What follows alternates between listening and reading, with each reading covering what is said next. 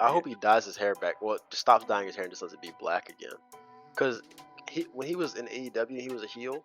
He had black hair, and even in WWE's first run, he had black hair. And so, I like that they played in the dichotomy that with AEW, where when he was a heel, he had the black hair, and then as a face, he had the blonde. I like that.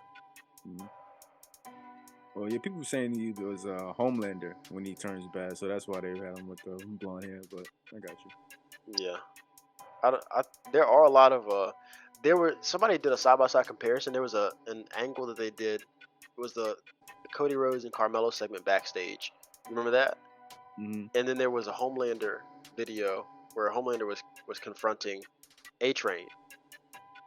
Of course, Carmelo's A-Train in this situation. And did you see those two? You didn't see the side by side, did you? I did not see the side by side. They were almost the exact same thing. So I think they're intentionally making Cody look like that now. Interesting.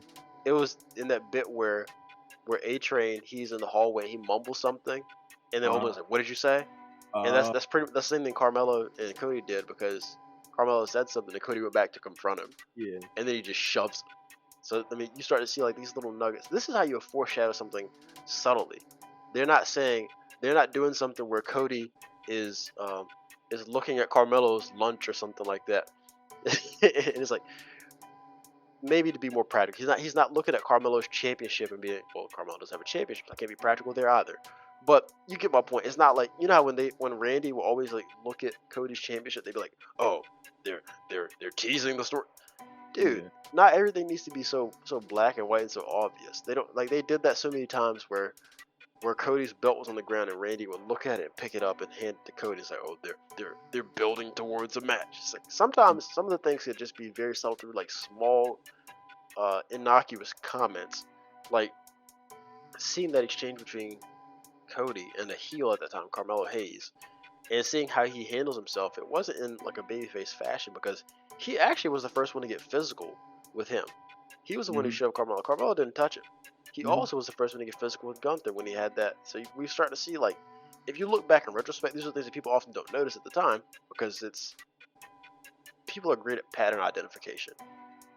You don't see them as one-offs, but if you look at it, Cody he has been, and I like this. He's almost like with tweener tendencies, like babyface and heel. He's a good guy, but he will, if you cross the line, he'll cross it too.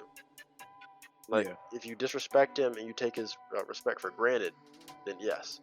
So even back to the AJ Styles where he had the steps and AJ was in his mom's face and he was pretty much threatening to hit him with the steps, and AJ said, "I quit," and Cody hit him with the steps anyway. That was Cody going nuclear. Then you saw with the Carmelo Hayes, that was also something that was a heel tendency, so to say. And I think there may have been other examples, but we're starting to see like these breadcrumbs. And I think when Cody does flip, it's gonna be Kevin's gonna say, "Yeah, I always knew the signs were there," and whatever you want to do. But yeah, I think this is possibly going to be one of the biggest storylines in 2025, or at least the one that I'm looking forward to the most, because it's somewhat uncharted, and I think that could put Cody into another league. Like it allows for him to have some. This is exactly what we were pining for initially, because he hasn't had something to separate him quite some distance from the bloodline. This would be his own unique story about his descent into darkness, pretty much him going to the dark side because of how people have treated him. And then he becomes the delusional heel. Then he becomes the Drew McIntyre of 2025. You know, that's what I would love to see.